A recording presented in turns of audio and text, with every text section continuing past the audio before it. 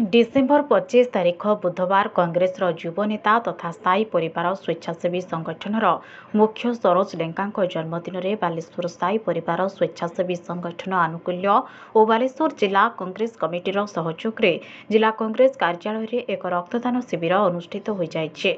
रक्तदान शिविर को बालेश्वर जिला कांग्रेस सभापति संजीव गिरी और वरिष्ठ कांग्रेस नेता तथा सरोज लेंका बापा पद्मलोचन लेंका मिलित भाव उद्घाटन करते।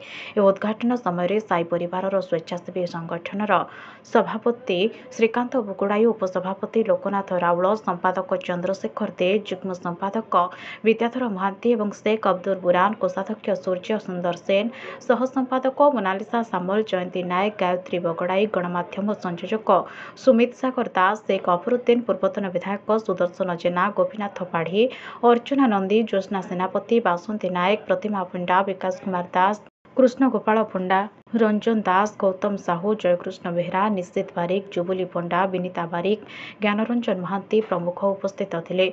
रक्तदान शिविर में 101 यूनिट रक्त संग्रहित होता। यह कार्यक्रम में सरोज लेंका विभिन्न वर्गर आसीथिबा शताधिक व्यक्ति जन्मदिन शुभकामना देवा सह दीर्घायु कामना करते। अन्य पक्षरे संगठन तरफ संगठन मुख्य सरोज लेंका जन्मदिन उपलक्षे जिला मुख्यालय थिबा आहार भोजन 1200 टोकन को किणा जाई लोकमानक मध्यरे बंटा जाइथिबा सह विभिन्न वृद्धाश्रम, दृष्टिहीन आश्रम रे खाद्य, चांदीपुर और बालेश्वर स्टेशन रे थिबा गरीब अनाथ मानक वस्त्र और कमल बंटन करा जाइथिला। देखो आज तो आज दिन जानी जीशु ख्रीष्टर जन्मदिन आज जो ये विशाल रक्तदान शिविरटी आम आयोजन करूँ। आज साई परिवार स्वेच्छासेवी संगठन बोली गोटे संगठन आम विगत 2-3 वर्ष है कलुनी। प्रति वर्ष गत वर्ष भी आम रक्तदान शिविर हॉस्पिटल करूँ। ए वर्ष जेहेतु कांग्रेस दल रे प्रथम करी आमर जो कमिटीर चेयरमैन सरोज कुमार लेंका पप्पू भाई इलेक्शन लड़ी थे, आपण मैंने समस्ते जानते बहु विपुल जनमत तांको मिलता। तेणु से उद्देश्य आम ए वर्ष कांग्रेस ऑफिस रे करिचु।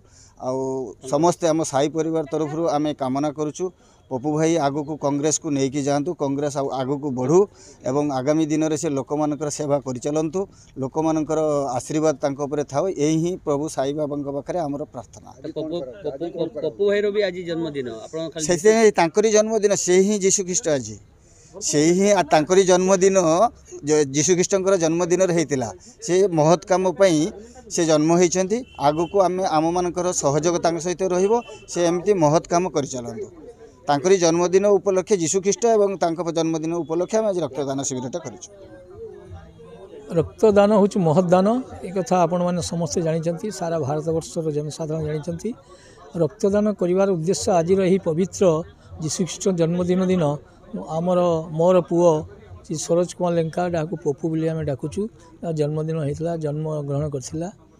तेणु जन्मदिन में बहुत लोक मैंने जाकजमक पालन करती, आडंबर सारे पालन करती, खाଇବା देवार बंदोबस्त करती।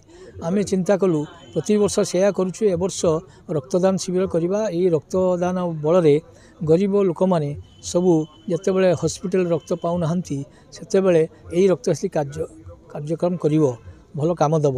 एवं से आम सदर निर्वाचन मंडलीर जेते पंचायत अच्छी पंचायत मान को खबर दिखाई युवक मैंने आसबे से मैंने रक्तदान करेंगे और से रक्त आमर रही हॉस्पिटल आर उद्देश्य हूँ गरीब लोक मान को साहाय्य करने। जो लोक मैंने हैरान हरकत होती हॉस्पिटल ताकू साहाय्य करने आमर कांग्रेस दल तरफ ए अभिनव प्रयास गोटे आम आरंभ करूँ।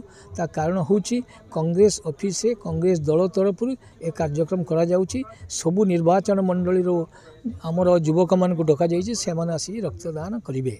उद्देश्य आमर महत् उद्देश्य एवं खाली सेतिकी कथा नुहे। आज यही जन्मदिन अवसर में जो माने गरीब लोक मैंने अच्छा वृद्धाश्रम एवं अंध स्कूल रे से सब खाद्यपेयर बंदोबस्त कराई।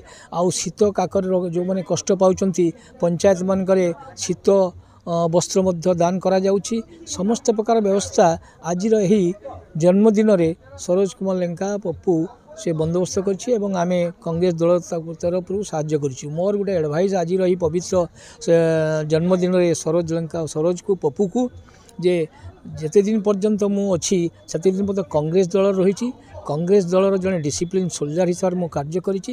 ତାକୁ ମଧ୍ୟ ମୋର ଉପଦେଶ ଅଛି ଆଜିର ଏହି ପବିତ୍ର ଦିନରେ ଜୀବନର ଶେଷ ମୁହୂର୍ତ୍ତ ପର୍ଯ୍ୟନ୍ତ କଂଗ୍ରେସ ଦଳ ରହିବ, କଂଗ୍ରେସ ଦଳର କାର୍ଯ୍ୟକ୍ରମ କରିବ। କଂଗ୍ରେସ ଦଳ ଯେତେବେଳେ ଯେଉଁ ଡାକରା ଦେବ ସେଥିରେ ସେ ଆଗଭର ଏହି କାର୍ଯ୍ୟ କରୁଛି ଏବଂ କରିବ ତା'ର ମୃତ୍ୟୁ ପର୍ଯ୍ୟନ୍ତ। କାରଣ ମୁଁ ଆଜି ପର୍ଯ୍ୟନ୍ତ ଦୀର୍ଘ 52-53 ବର୍ଷ ଧରି କଂଗ୍ରେସ ଦଳ ରହିଛି ଡିସିପ୍ଲିନ୍ ସୋଲଜର ହିସାବରେ, ମୋର ପୁଅ ହିସାବରେ, ଆମର ବଂଶ ହିସାବରେ କଂଗ୍ରେସ ଦଳକୁ ଆମେ ଭଲ ପାଉ। ତେଣୁ କଂଗ୍ରେସକୁ ଛାଡ଼ିବ ନାହିଁ, ଏ ହେଉଛି ମୋର ତା ପ୍ରତି ଏକ ଉପଦେଶ।